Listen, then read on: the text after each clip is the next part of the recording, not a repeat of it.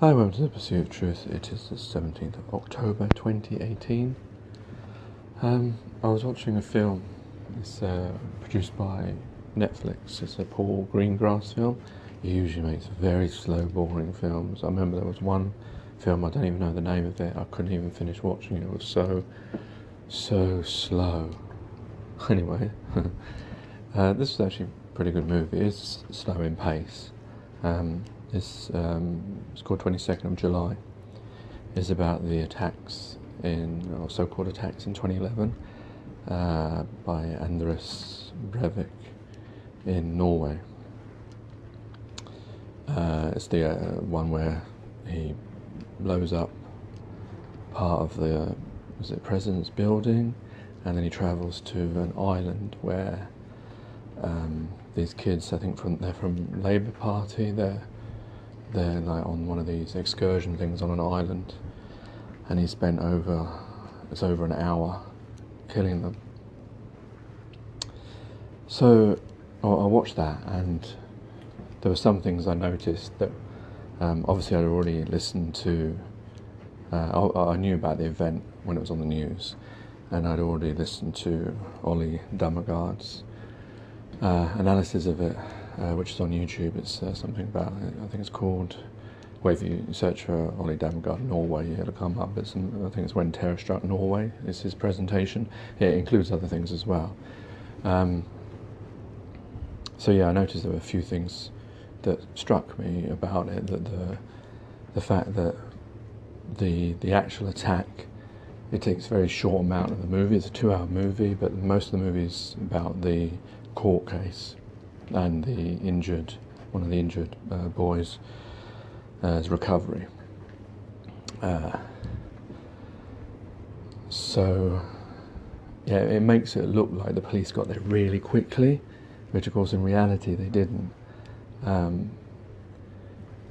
So that makes them look a lot better. It does make Delta Force and the authorities look a lot better. The other thing is they didn't show the cock-up that Delta Force made, which if you watch Ollie Dammegard you'll see it. It's where they had a boat, they got on a rubber dinghy. There's another bit they didn't show, is that one of the main guys on the Labour Party island, he just leaves them with the actual main boat that travels from the mainland to the island. So that's why the police couldn't use that boat. So they got in a rubber dinghy, and then it let in water, or they couldn't get across with it because there was too many of them in there. And then another boat, I think someone from the shore, a neighbour of the shore, he just went and helped them and took them across. And this is the Delta Force. They didn't show that part, obviously. And also the thing that struck me is when I saw the actor playing Breivik, he had this thin beard around his face and chin, and it made him look very Islamic. And I was thinking, he wasn't a Muslim, was he? Because I know he's white, but that doesn't mean he's not Muslim. But I was thinking, he wasn't a Muslim, is he? His name's Breivik. He's not a Muslim. He was just the opposite. He wanted Norway to not let in anyone else to its so-called country. And yeah, so I was thinking about, that's a bit, why do they do that? Obviously I was thinking, they've done that because they want to make him look to be a Muslim, to make people not like Muslims, and also it's a bit like it's easy for people to dislike him, because obviously Muslims are the Nazis of this generation. When it comes to films, everyone already knows. You've watched enough James Bond, you've watched enough movies to know that they have a generic baddie. Obviously it used to be the Russians originally in the Cold War. If you've done movie history and stuff like that, you'll know that there's movies where you can decode the red used in them and all that kind of stuff. I remember doing that in college. Obviously then it became Germans, then it became Russians again, and then I think it's Chinese, now it's Muslims, and now it's a combination of each, because they want to pretend that they're original and want to pretend they're not pinpointing particular people. So you get sort of German baddies, you get Russian baddies, you get Chinese baddies and you get Muslim baddies. But yeah, so I was thinking maybe they're just co-opting into that to make it easier to dislike this guy. Not that you really needed it, but the interesting thing is about when you're making a film of a real event, and this is where I think it's problematic with when making movies, is and the part they play in history telling. Obviously, most people are not going to be able to get the original footage because unless it's on YouTube, how are you going to get that original footage from TV2, the Norwegian company who would have filmed some of it? So your history is going to rely upon that film, unless it's in history books, of course, written in, well, it might be in Norway, but I doubt it's anywhere else. So everyone's going to pick that film up, and that'll be their history of the event. That's their, gateway keeping story. So yeah, I think it's very important that when you're, I would have thought, when you're making a film about a real event, that you stick to the facts. But a lot of films don't do that, and they have the disclaimer at the end that they're allowed to add things for fictional purposes, even whole characters. Like in the scene where the bomb goes off, there's a security guard that walks behind it to check it out. Obviously they're making out this film is very pro Norway's authority, trying to make out that, oh yeah, they were actually checking it. They didn't just leave it there. They were actually checking it, and he gets killed in the explosion. He never existed. But it's in there to set your mind. If you watch this film, you will come away thinking, well, Delta Force and the police, they were really quick. They dealt with the situation, and no one will question the fact that a man dressed in a police uniform, I don't know if he was police or how he got that uniform, he was carrying a gun with him. Drove this van, this white van, not a police van, a white van, and left it outside the President's building. The President's building, remember, and you see in the film a security guard watching this, questioning it. I wonder how quickly that actually happened. And then he gets out with his pistol in his hand and walks around. I mean, is that not suspicious?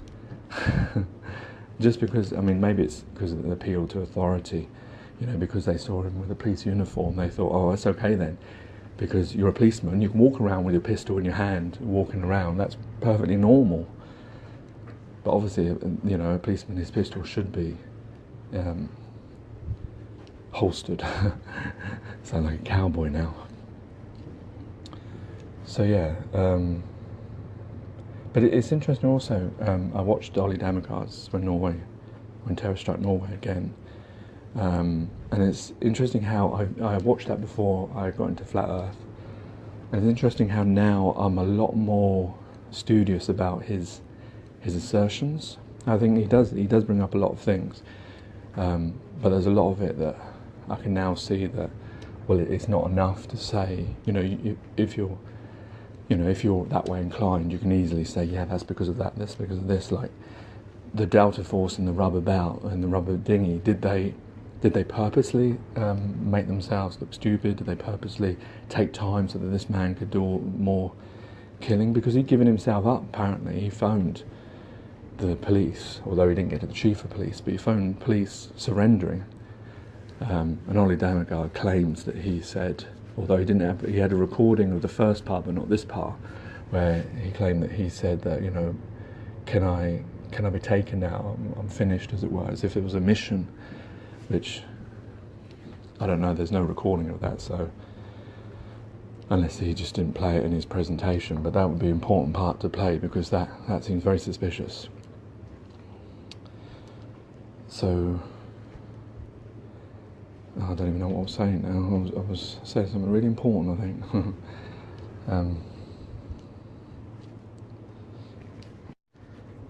Is it possible that the more likely story is that they weren't really prepared for this? But then you say, no, wait a minute, they're the Delta Force, and they were actually preparing, like in 9/11 and 7/7. They were doing practices for terrorist events. So you would have thought and also, like, why isn't my wife, when she was watching it, the first thing she said, oh, why aren't they not sending a helicopter? And apparently, according to Ollie Dammegard, the helicopters were being painted or something, and that there was a lot of cock up with the police not having weapons, and people being off It seems, I don't know, so the thing is, you can look at it two ways. You can either say they were inept, which is possible, people are inept and unprepared, or you could say that they purposely allowed for this event to happen, which is, I think with these terrorist things, I know there's different people have different views, but my view is the easiest way for these terrorist things is, rather than the government employing people or getting people to do things and getting their hands dirty, they just allow things to take place. They know something's going to happen, they make sure they allow it to happen, they assist it a little bit by not doing things, not closing it down, and they maybe have people, involved in the scene just to make sure the right story is told at the end of it, who come in after. That sounds to me easier than employing people to do things, unless there's some way you can, like they say with Harvey Oswald and JFK, whether there's a way to brainwash someone to commit a crime and not know that they've been brainwashed. If you can do that, then yeah, okay, maybe that's an alternative as well. But yeah, it seems a lot easier to allow people to do things, then you don't have to worry about them telling the truth afterwards that they were employed by some government agency. And because the other thing that to me is the key to that assertion is that whenever a terrorist event takes place, the one thing that always seems to be told to us is that these people were known by intelligence services. So if they knew them, then obviously they could just keep a tab and make sure that whatever they want to happen happens, and just use that, because the thing is, the governments, they thrive on this terror in the sense that keeping us in our place, keeping them being able to put more powers on us, the more security, more cameras, more intrusive behaviours. Why they want this, I'm not sure. I suppose it's just to keep everything in check. Maybe that's a bit conspiratorial, but yeah, it was interesting how now when I listen to it, I'm more sceptical of his evidence that it's, I need a lot more, whereas before when I listened to it, I thought, oh yeah, this definitely sounds like a conspiracy. I shouldn't really use that word, but you know what I mean. So yeah, it is interesting how my mindset has changed, and now I'm a lot more, I want real evidence. I'm not just going to take someone's word for it, even if it does make me, it appeals to my confirmation bias. I want more. I want, actual, something that sounds a bit more concrete, some real evidence. But yeah, it's worth listening to Ollie Dammegard's When Terror Struck Norway, and the Netflix film 22nd of July. You can compare them and see how the media manipulates these events. Now, whether it's on purpose, that's the other thing you can say. Did Paul Greengrass, is he employed? Is he, did he purposely do this? Or is it just our own nature that we've been programmed to be pro-government, pro our own story? He's not Norwegian, I don't think. I assume he's American or British. I'm not sure which he is. He might be British. So he's got no agenda for the Norwegians to make them look good. But I think it's part of our programming, the way we're taught at school, to respect authority, to put it out good. I know that not every director does that. There's lots of directors that, like Oliver Stone, that will appear to attack their own state. But yeah, sometimes I think it's easy to say, oh yeah, he was employed or he's doing it on purpose. But a lot of us, like me, before I knew about Flat Earth, I was thinking the world was a globe. I would have probably argued it. If someone said it, I would have maybe laughed at a flat earther if they said that to me. And, I would go along with, yeah, democracy, vote for Labour or Conservative. I wouldn't be thinking, well, wait a minute, why are you only voting for two geriatric people who you'd never in your life put in front of you as your leader, because you'd want someone maybe a little bit younger, a little bit, modern in their way of thinking and changing the world, and you'd want a lot more choice than that, rather than just two people that are stuck in front of you. So yeah, it does make a difference.